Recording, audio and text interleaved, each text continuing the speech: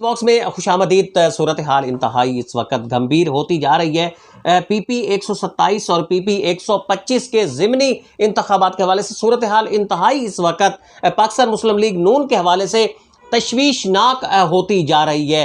अता तारड़ साहब, सायरा अफजल तारड़ साहिबा वो यहाँ पहुँच चुके हैं। उन्होंने डेरे यहाँ डाले हुए हैं सर्कट हाउस में। पाकिस्तान मुस्लिम लीग नून से जो इस वक्त मुतल्लिका जितने भी अफराद हैं उनको सर्कट हाउस में बुला लिया, लेकिन सूरत हाल उनके लिए इस वक्त इतनी आसान नहीं है। अता तारड़ साहब भी इस हवाले से बड़े फिक्रमंद है और अता तारड़ साहब उनके सामने भी यहाँ से दो शख्सियात ने, जो दो मुख्तलिफ हल्कों की शख्सियात है, मैं उनका नाम नहीं लूँगा, लेकिन पीपी 125 से भी और पीपी 127 से भी उन्होंने अता तारड़ साहब के सामने ये शिकवा किया है कि हम इंतखाब हारने जा रहे हैं। ज़राए ने जो हमें खबर दी है उसके मुताबिक ये वहाँ कहा गया है और उसका बुनियादी तौर पर महवर भी यही बताया गया है कि पाकिस्तान मुस्लिम लीग नून से जो मुतल्लिका अफराद हैं या पाकिस्तान मुस्लिम लीग नून से जो उम्मीदवार हैं जो वो उनके साथ ताउन नहीं कर रहे। यही वजह थी कि फिर जोर भी दिया गया और अमीर अब्बास खान पीपी 130 से जो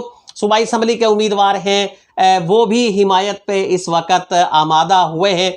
तो ये एक बड़ी फ्रस्ट्रेशन है कि जो इस वक्त पाई जा रही है पीपी 125 और पीपी 127 के अंदर पाकिस्तान मुस्लिम लीग नून के उम्मीदवारों में। अब ये तवक्को की जा रही थी कि मुस्लिम लीग नून की वजह से इनको कुछ मदद मिलेगी, कुछ हेल्प मिलेगी मार असलम भरवाना साहब को और नवाब फैसल हयात जब्बुआना साहब को। उन्हें ये खासी तवक्को थी कि उन्हें बड़ा ज़्यादा फ़ायदा होगा, लेकिन उनकी तवक्कुआत के बरक्स उन्हें कोई फ़ायदा ऐसा होता दिखाई नहीं दिया। मैं खुद भी सर्वे कर चुका हूँ पीपी 125 में और जहाँ तक मुझे देखने, मैंने दो क्वेश्चन उस वक्त भी सामने रखे थे कि आप नवाब फैसल हयात जब्बुआना साहब जो उनके वोटर्स थे, जो वोट देना चाह रहे थे, उनसे मेरा जो फर्दर क्वेश्चन था वो जब मैं मज़ीद वजाहत में गया तो मेरा सवाल उनसे यही था कि अगर नवाब फैसल हयात जब्बुआना साहब PMLN के टिकट ना लें तो फिर आप वोट किसे देंगे? तो उनका यही कहना था कि हम नवाब फैसल साहब को देंगे। उनके लिए मुस्लिम लीग नून का टिकट होना या ना होना कोई ज़्यादा हैसियत नहीं रखता था और यही सूरत हाल नवाब साहब के लिए बड़ी तशवीशनाक है। दूसरी तरफ मियाँ आज़म साहब के लिए, नवाज भरवाना साहब के लिए पाकिस्तान तहरीक इंसाफ का वोटर उन्हें काफ़ी हद तक, गैर मामूली हद तक उन्हें वोट मिल रहा है।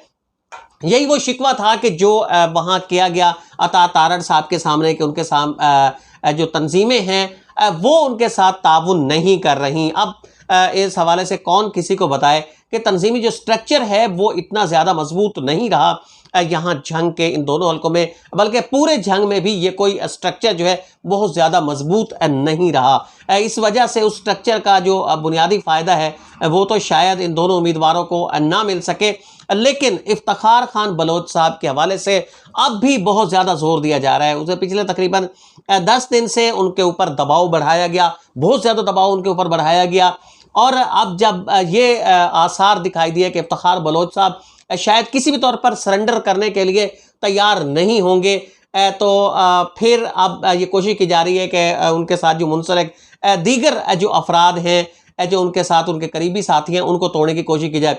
लेकिन इफ्तिखार बलोच साहब भी सरेंडर करने नहीं जा रहे। मैं आपको यह खबर दे रहा हूँ कि इफ्तिखार बलोच साहब सरेंडर नहीं करेंगे, बल्कि TLP की तरफ से भी ये कुछ कहा जा रहा है और हमारे ज़राए ये खबर दे रहे हैं कि वो उनके अब उम्मीदवार होंगे और जहां ये जलसे होंगे, मरियम साहिबा करेंगी, इमरान खान साहब करेंगे, तो वहां ये जलसा भी हो सकता है जिस जमात में वो शामिल होने जा रहे हैं। ये बड़ी खबर है कि वो मुज़ाहमत करेंगे, वो किसी भी तौर पर अब सरेंडर करने के लिए तैयार नहीं होंगे। दोनों हल्कों की सूरत हाल मज़ीद अब पेचीदा से पेचीदा होती जा रही, बड़ी दिलचस्प सूरत हाल होती जा रही है और दिलचस्प सूरत हाल आपके सामने भी हम लाते रहेंगे। अली अमजद चौधरी को इजाज़त दीजिए।